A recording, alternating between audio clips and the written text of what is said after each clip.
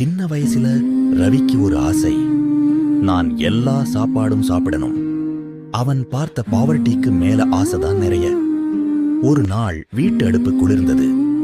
அம்மா கையில் இருந்த அரிசி சில கைப்பிடி மட்டும். அதை சமைத்து அப்பாவுக்கும் எனக்கும் தட்டில் வச்சாங்க. அம்மா தட்டில் ஒண்ணுமில்லை. அவன் மெதுவா கேட்டான், அம்மா உங்களுக்கு?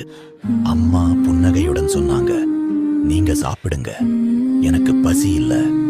ஆனா அந்த சிரிப்பின் பின்னாடி ஒரு தாய் இதயம் பசியால் நடுங்குது.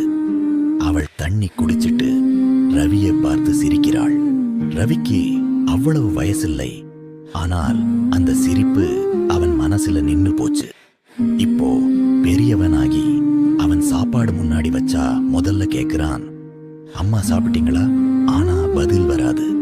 அந்த காற்று மட்டுமே அமைதியா அவன் காதுக்கு சொல்றது, நான் அப்பவே சாப்பிட்டுட்டேன் என் செல்லமே.